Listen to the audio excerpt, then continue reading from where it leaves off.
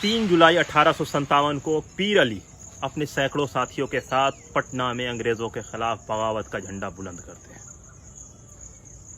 अपने सैकड़ों साथियों के साथ वो दीन बोलो दीन और या अली मदद का नारा लगाते हुए अंग्रेजों की कोठी पर पटना सिटी में हमला करते हैं। इन्हें रोकने के लिए अंग्रेज अफसर डॉक्टर लायल कुछ सिख सिपाहियों के साथ आता है।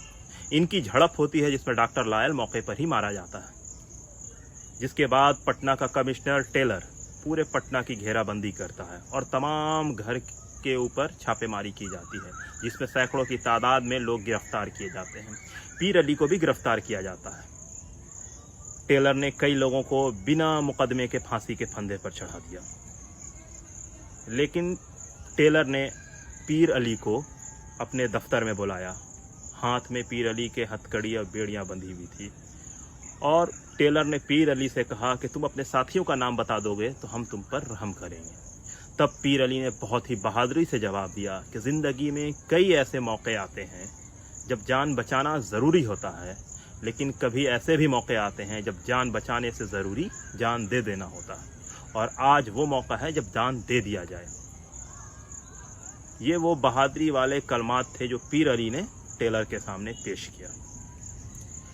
जिसके बाद 7 जुलाई 1857 को पटना की सड़क पर पीर अली और उनके दर्जनों साथी को फांसी के फंदे पर लटका दिया जाता है। धीरे धीरे पटना में बगावत थम जाती है और सैकड़ों की तादाद में मुजाहिदे आज़ादी जिन्होंने अंग्रेज़ों के खिलाफ बगावत का झंडा बुलंद किया था, उन्हें फांसी के फंदे पर चढ़ा दिया जाता है। एक वाक़या है 1931 का, लीबिया का, जब लीबिया के एक मुजाहिद जिनका नाम उमर मुख्तार है, जब उन्हें 73 साल की उम्र में फांसी के फंदे पर चढ़ाया जाता है, तो ठीक फांसी के फंदे पर चढ़ाने से एक दिन पहले का एक वाक़या है कि जो उस वक्त का गवर्नर जनरल बन के आया था लीबिया में, जिसका नाम था जनरल गाजियानी, उसने उमर मुख्तार को अपने कमरे में बुलाया। उमर मुख्तार के हाथ और पैर में बेड़ियाँ बंधी हुई थी, तो उन्होंने उमर मुख्तार से कहा कि अपने लोगों से कहो कि हथियार डाल दें। तब उमर मुख्तार ने कहा था कि हमारी ये जंग हमारे बाद भी जारी रहेगी, हम मर जाएंगे लेकिन हमारी आने वाली नस्लें लड़ेंगी। ये जंग तब तक नहीं रुकेगी जब तक हम अपने मुल्क को आज़ाद ना करवा लें। इसके अलावा एक तीसरा वाक़या मैं आपके सामने और पेश करना चाहूँगा, क्योंकि आप सोच रहे होंगे कि मैं हिंदुस्तान के बिहार के इलाके के पीर अली को और लीबिया के उमर मुख्तार को क्यों जोड़ रहा हूँ। असल में 7 जुलाई 1854 को भोपाल की सरजमी पर एक अजीम मुजाहिद आज़ादी बरकतुल्लाह भोपाली की पैदाइश हुई थी। बरकतुल्लाह भोपाली उस भोपाल शहर में पैदा हुए थे जहां सिपाही बहादुर की सरकार 1857 में बनी थी। ये एक पैरेलल हुकूमत थी जिन्हें अंग्रेज़ों के समानांतर खड़ी की गई थी भोपाल के सीहोर इलाके में, जिसे सिपाही बहादुर के नाम से जाना जाता है। बाद में इस सरकार को अंग्रेज़ों ने गिरा दिया और सैकड़ों की तादाद में मुजाहिदों को गोलियों से भून दिया। तो बरकतुल्लाह भोपाली हिंदुस्तान की आज़ादी के लिए दुनिया के अलग अलग हिस्सों में, यानी वो जापान गए, फिलीपींस गए, वो टर्की गए, वो हिजाज़ के रास्ते होते हुए वो इंग्लैंड गए, वो अमेरिका गए, वो स्विट्ज़रलैंड गए, वो रूस गए। उन्होंने दुनिया का हर वो खित्ते पे अपने कदम रखे जहाँ अपने मुल्क हिंदुस्तान को वो आज़ाद करवा सकते थे। तो वो तारीख़ थी 1 दिसंबर 1915 की, जब बरकतुल्लाह भोपाली हिंदुस्तान की आर्जी हुकूमत के प्रधानमंत्री बनते हैं और राजा महेंद्र प्रताप राष्ट्रपति और मौलाना उबैदुल्ला सिंधी को गृह मंत्री बनाया जाता है। ये सरकार अफ़गानिस्तान की राजधानी काबुल में बनी थी। ये एक आर्जी हुकूमत थी जिसे पैरेलल बनाया गया था हिंदुस्तान में, और इस हुकूमत का मकसद था अंग्रेज़ों को ये पैगाम देना कि हिंदुस्तानी अब आज़ादी के लिए मचल रहे, तड़प रहे हैं। बरकतुल्लाह भोपाली लगातार अपने मुल्क हिंदुस्तान को आज़ाद करने की कोशिश करते रहे, और एक दिन आया 1927 का, जब मौलाना बरकतुल्लाह भोपाली इस सरजमीन को हमेशा के लिए अलविदा कहने के लिए जा रहे थे।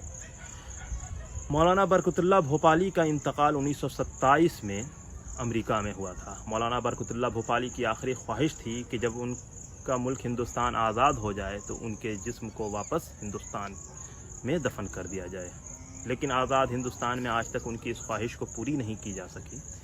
लेकिन मौलाना बरकतुल्लाह भोपाली का जब इंतकाल हुआ तो पूरे दुनिया में उनके चाहने वालों में हाहाकार मच गया।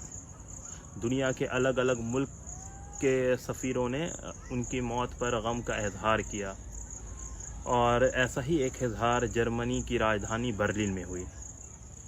मौलाना बरकतुल्लाह भोपाली को खिराज अक़ीदत पेश करने के लिए कई मुल्क के लोग पहुँचे, जिनमें जर्मनी, अफ़गानिस्तान, रूस, टर्की, ईरान के लोग थे। सब लोगों ने अपनी संतावना मौलाना बरकतुल्लाह भोपाली और हिंदुस्तान के क्रांतिकारियों के लिए जाहिर की, जिसमें ईरान के नुमाइंदे ने अपनी तकरीर में कहा कि ये सच है कि मौलवी बरकतुल्लाह भोपाली का इंतकाल हो गया है और वो इस दुनिया को छोड़कर चले गए हैं, लेकिन उनके आदर्श आज भी ज़िंदे हैं, और उनके बनाए हुए रास्ते पे आने वाली नस्लें चलेंगी। जो आने वाली दुनिया ने एक आज़ादी का ख्वाब देखा है वो उसे पूरा करेंगी। और हमें ये मालूम होना चाहिए कि कोई भी इनकलाबी एक खित्ते और एक इलाके तक महदूद नहीं होता है, बल्कि वो बैनुल अक़वामी यानी ग्लोबल होता है। यानी कोई भी क्रांतिकारी जो भी कार्रवाई करता है वो किसी एक ख़ास इलाके को प्रभावित नहीं करता, बल्कि उसका असर पूरी दुनिया में देखा जा सकता है।